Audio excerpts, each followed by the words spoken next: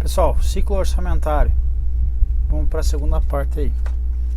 Agora vamos falar sobre as emendas. A gente já viu várias vezes isso aqui. Então, as emendas aos projetos de lei do orçamento ou os projetos que modifiquem somente podem ser aprovados quando compatíveis com o PPA e a LDO. Obviamente, porque temos lá o PPA, que é o nosso planejamento, e temos a LOA, que é o nosso orçamento. Então tem que ter o que? Aqui não, aqui é a LDO. Tem que ter o que?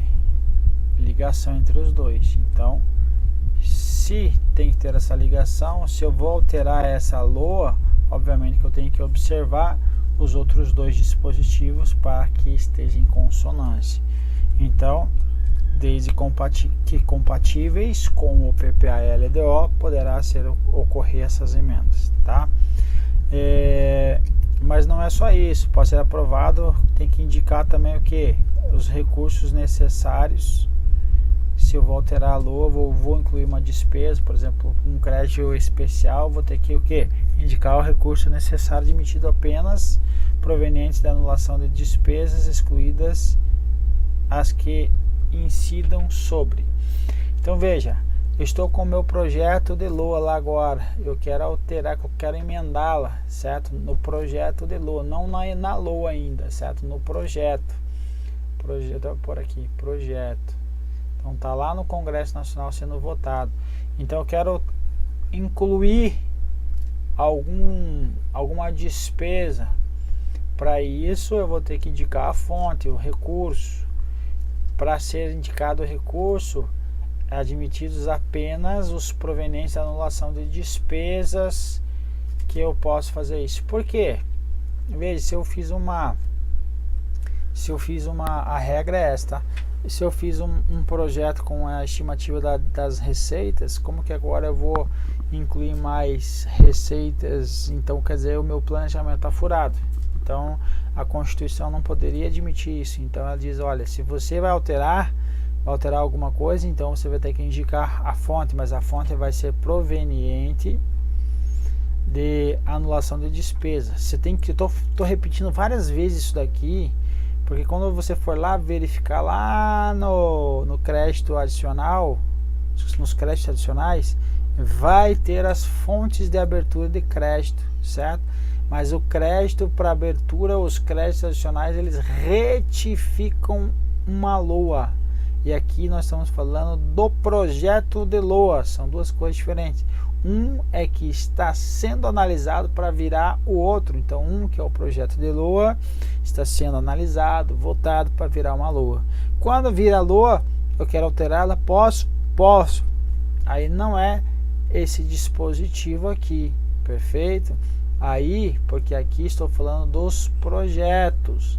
Quando eu quero alterar uma LOA, vai ser lá pelos créditos adicionais. Então, não vai obedecer essa regra aqui. Então, fique claro isso. Então eu tenho que indicar a fonte, que vai ser o que? Apenas provenientes de anulação de despesas, mas eu tenho que excluir o que? As que incidem sobre dotação para pessoal, ou se é servidor público, ou tem lá despesas obrigatórias. Então o Estado não pode deixar de pagar. E os seus encargos, não pode deixar de pagar o serviço da dívida e as transferências tributárias condicionais, o FPE, o FM, é o Fundo de Participação Estadual e o FPM, caguei tudo aqui, vamos lá, FPE e FPM, Fundo de Participação aí Municipal e Estadual. Então as transferências tributárias constitucionais aí obrigatórias, certo? Então não posso anular nenhum desses aqui, que são despesas obrigatórias e sejam relacionadas com, agora aqui, emendas ao projeto. Vamos supor, um deputado pode emendar o projeto? Sim ou não? Sim. Agora veja, ele pode emendar essa situação aqui, pode ocorrer a emenda veja que pode ser pelo próprio poder legislativo ou também pelo executivo. O executivo é quem tem a iniciativa. Se ele é quem tem a iniciativa, então, se eu vou emendar pelo legislativo, olha, só nos casos com correção de erros ou omissões ou dispositivo do texto do projeto de lei.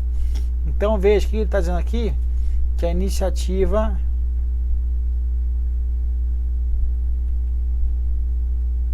será sempre de quem? Do Poder Executivo. Então não é pela emenda que o parlamentar vai usurpar uma iniciativa prevista constitucionalmente ao Poder Executivo. Então, para que isso não ocorra, pode o deputado alterar por meio de emenda a projeto de lei só quando com relação à correção de erros ou algumas omissões ou ainda o dispositivo do texto de lei, mas que sempre deverão ser guardar a compatibilidade com o PPA e a LDO. Ok? Aqui, a LRF vai falar sobre o projeto de lei quando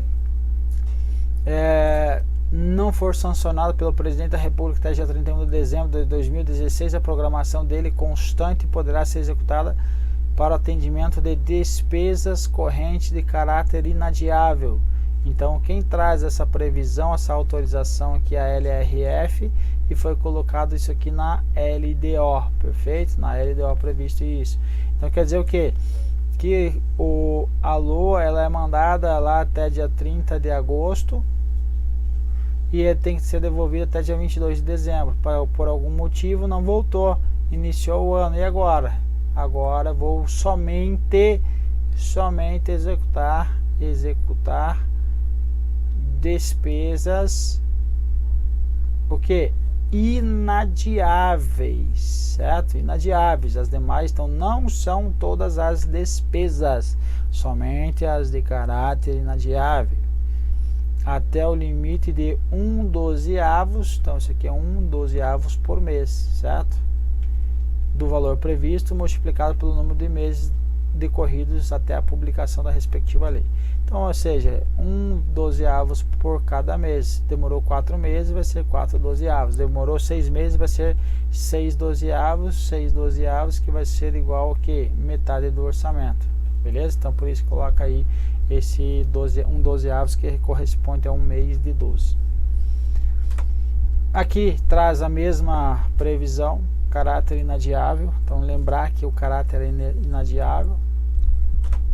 E as emendas ao projeto de LOA, certo? Projeto da LOA, ou os projetos que modifiquem somente podem ser aprovados caso seja compatível com o PPA e a LDO. A gente já viu algo parecido aí também. As emendas ao projeto da LDO não poderão ser aprovadas quando incompatíveis, por sua vez, com quem? Com o PPA. Então veja, tá nessa ordem aqui, ó.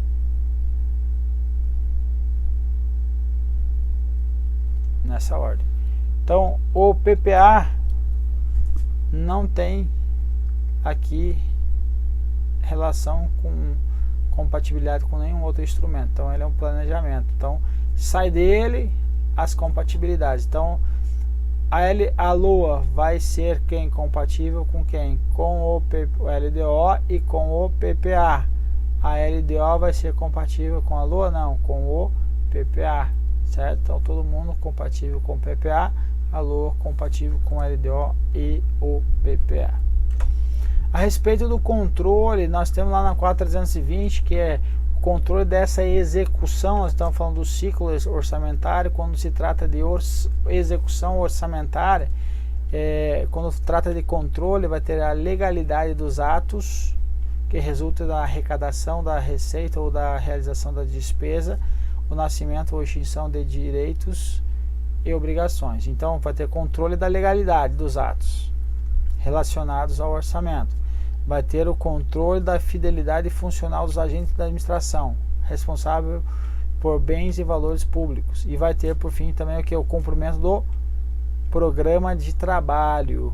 O programa de trabalho está sendo executado, perfeito? Expresso em termos monetários, em termos de realização de obras e prestação de serviços. Beleza, aqui está falando um controle, mas não diz quem vai fazer esse controle. Então o CESP fala que isso daqui agora, ó, às vezes ele traz algumas, às vezes ele traz o que está correto e às vezes ele traz aí que é exclusivo de um ou de outro. Mas veja só, o Poder Executivo exercerá os 3 tipos de controle que se refere no artigo 75.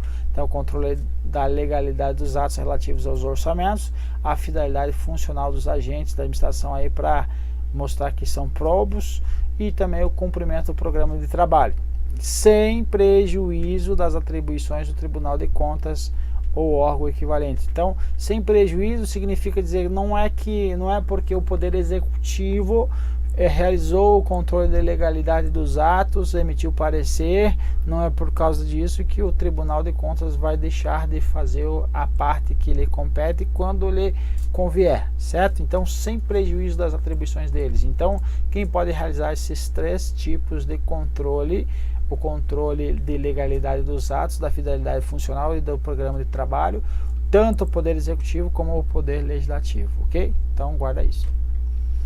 O Presidente da República ele poderá enviar mensagem ao Congresso Nacional para alterar, certo? Para modificar os projetos a que se refere esse artigo. Quais são os projetos? PPA, LDO e LOA, mas tem uma condição: enquanto não iniciada a votação na comissão mista da parte cuja alteração é proposta. Ou seja, se já foi analisado, se o artigo que já foi analisado, o que está sendo a proposta que está sendo alterada, vamos supor lá, colocar aqui a LOA, projeto de LOA, vai ter lá um programa de trabalho A, programa de trabalho B, programa de trabalho C. Analisaram e votaram esse, analisaram e votaram esse. Aí o Presidente da República manda uma mensagem presidencial para alterar este e para alterar este programa de trabalho. Resposta: o B não pode mais, porque já foi votado, e a C, que foi iniciada a votação inclusive, e a C pode, porque não foi nem iniciada a votação. Então é isso que diz aí o nosso parágrafo 5º do artigo 166. E assim termina, pouca coisa, e agora vamos para as questões. Um abraço.